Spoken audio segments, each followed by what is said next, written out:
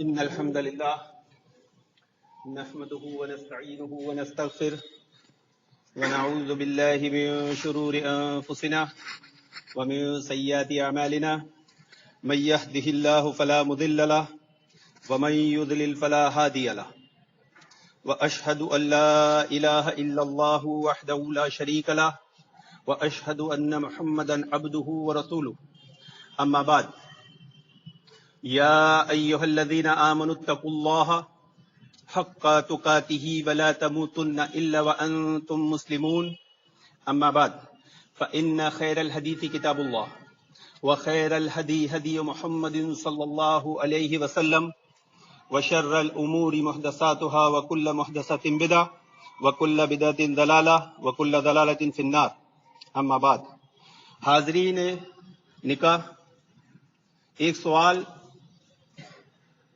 اگر یہ کیا جائے کہ توحید کا مفہوم کیا ہے تو آپ لوگوں کے ذہن میں ایک بات آ گئی ہوگی کہ یہ نکاح کا خطبہ ہے، اس میں توحید کی بات کہاں سے؟ عمومی طور پر نکاح کے خطبوں میں نکاح کی فضیلت ہی بیان کی جاتی، تو یہ بات ذہن نشین رکھ لیجئے اور اچھی طرح سمجھ لیجئے کہ پوری شریعت اسلامیہ اس کلمہ توحید کی تشریح اور تفسیر ہے۔ تو ہر وہ عمل جو کتاب و سنت کے مطابق کیا جائے گا وہ توحید کا تقاضا ہے، اور ہر وہ عمل جو کتاب و سنت کے مخالف کیا جائے گا وہ توحید کا مخالف ہے۔ تو توحید کا مفہوم کیا ہے؟ اگر اس کو چند سطور میں بیان کیا جائے گا تو کیا ہوگا کہ صرف زبانی اقرار کر لینے سے، کہ میں نے زبان سے کہہ دیا لا الہ الا اللہ محمد رسول اللہ، تو یہ معنی کافی نہیں۔ اگر کوئی کہے کہ نہیں میں نے زبان سے کہہ دیا لا الہ الا اللہ محمد رسول اللہ اور عمل بھی کیا، نماز پڑھا، صدقہ دیا، خیرات کیا، تو یہ معنی بھی کافی نہیں۔ کیوں؟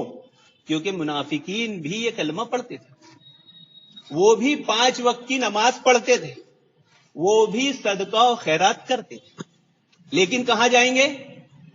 جہنم میں جائیں گے۔ تو یہ اقرار اسی وقت فائدہ دے گا جب آپ کے دل میں توحید کی محبت اور اس کی معرفت ہوگی۔ پہلا اصول، توحید کی محبت اور اس کی معرفت۔ جب توحید کا ذکر ہو جائے تو کان توحید کی طرف دوڑ جانا چاہیے۔ جب توحید کا ذکر ہو جائے تو آدمی اگر نیند کے غنطارے میں ہے جاگ جانا چاہیے، اس کی نیند اڑ جانا چاہیے۔ مثال کے طور پر اگر ہمارے سامنے کوئی ہلا کر نیند میں یہ کہے یہ دیکھو 1 کروڑ روپے پڑا ہے تمہارے بستر پر، آدمی کیسے جاگ کے اٹھے گا؟ توحید کی محبت اور اس کی معرفت پہلا اصول۔ دوسرا کہ اہل توحید سے، توحید والوں سے محبت ہو اور ہمدردی، یہ 2 چیز۔ اب یہ محبت مکمل کب ہوگی؟ یہ محبت مکمل کب ہوگی اس کو سمجھنا بہت ضروری ہے کہ جو بھی اس دنیا میں اس توحید کا مخالف ہے اس سے عداوت اور بغض رکھا جائے، تبھی یہ محبت مکمل ہوگی۔ ورنہ آدمی کلمہ بھی پڑھے اور پھر کہے کافر کو کافر مت کہو، تو کیا تمہارا بڑا بھائی کہیں؟ اس کلمے کا جو بھی مخالف ہے اس سے عداوت اور بغض رکھا جائے۔ بڑے ہی افسوس کے ساتھ کہنا پڑا ہے محترم حاضرین کہ آج امت مسلمہ کو توحید کا معنی کیا معلوم ہے؟ یعنی توحید آخرت کی کامیابی کامرانی کا ضامن ہے، بس۔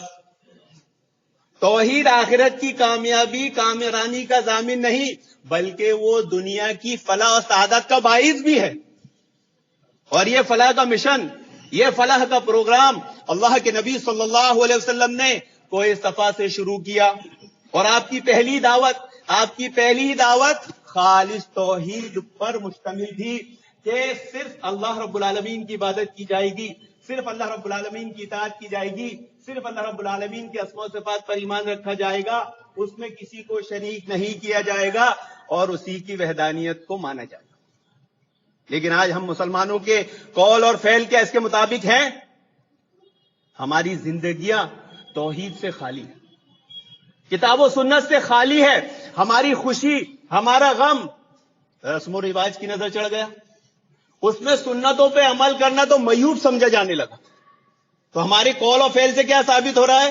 ہم یہ سمجھتے ہیں اگر ہم نے ساری زندگی گناہ کر لی، اللہ رب العالمین غفور الرحیم ہے، خوب بخشنے والا ہے، 70 ماہوں سے زیادہ رحم دل ہے، بس آخر وقت میں کلمہ پڑھ لیں گے اور جنت میں چلے جائیں گے.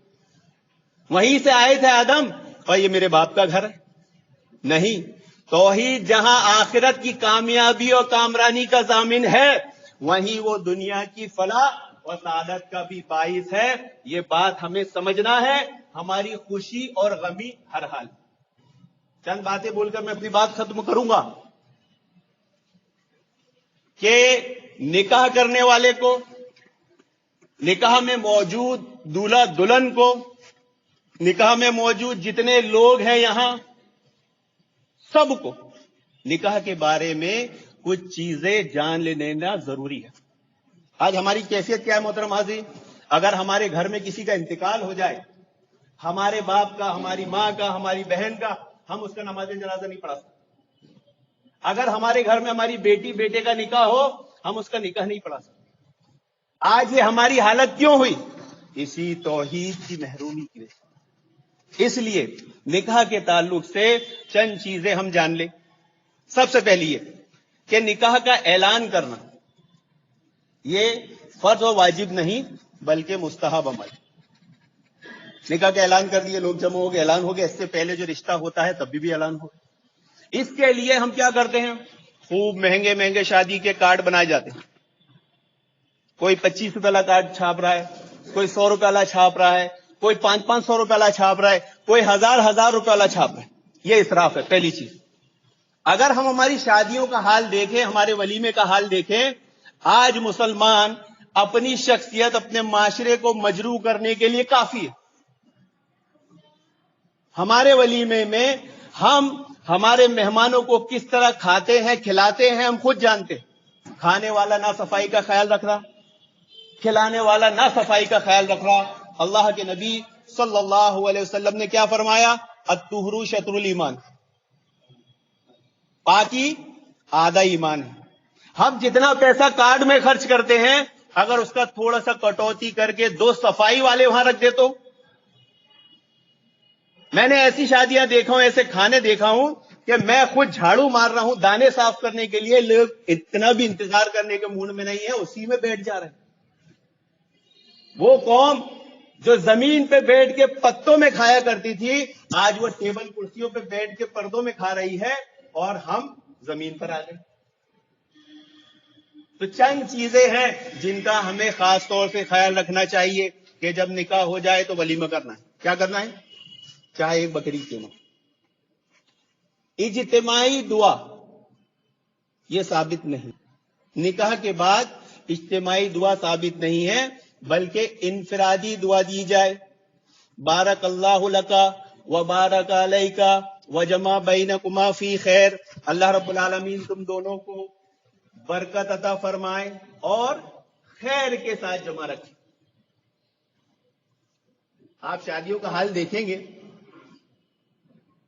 شادی میں اگر دولہے کو جا کے اس انداز میں کوئی دعا دے دے، دولہا سمجھتا ہے کہ انہوں نے مجھے بد دعا تو نہیں دے دیا، یہ کیا نئی چیز پڑھ دیا. بعض لوگ تو شادی میں گلے مل کے دولہے کو کچھ آتا نہیں تو عید مبارک کہہ دیتے، جبکہ ہمیں کیا کرنا چاہیے؟ یہ دعا دے.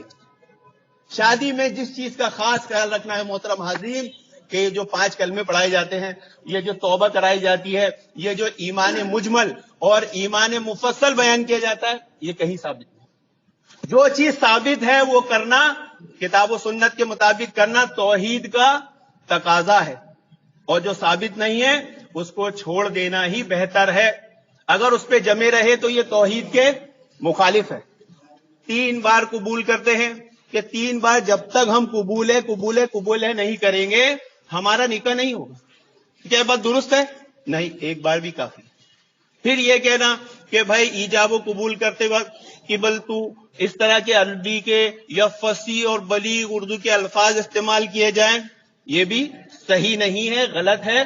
جس لینگویج میں، جس زبان میں جو ماہر ہو وہ نکاح میں ایجاب و قبول کروا سکتا ہے، اس کے لیے عربی شرط نہیں.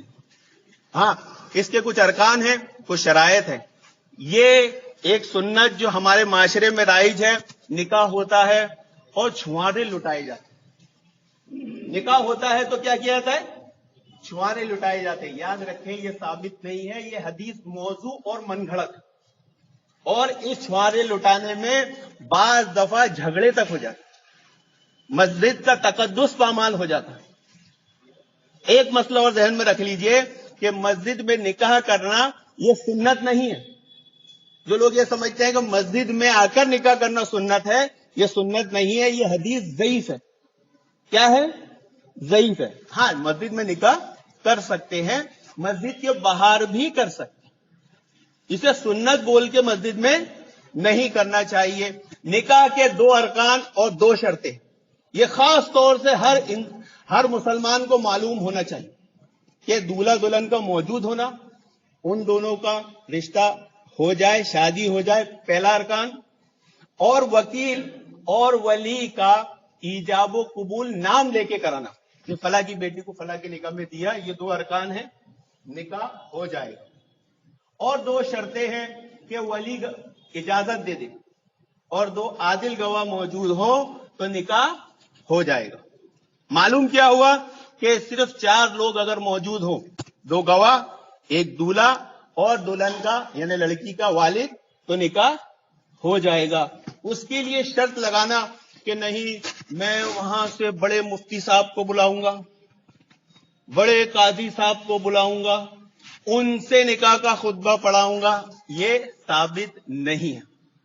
یہ تقریر جو میں آپ کے سامنے کر رہا ہوں یہ بھی آج معاشرے کی ضرورت ہے. کیوں؟ کیونکہ مزاج بن گیا ہے کہ ہم آگے بیٹھتے ہیں کچھ دینی بات سنیں گے.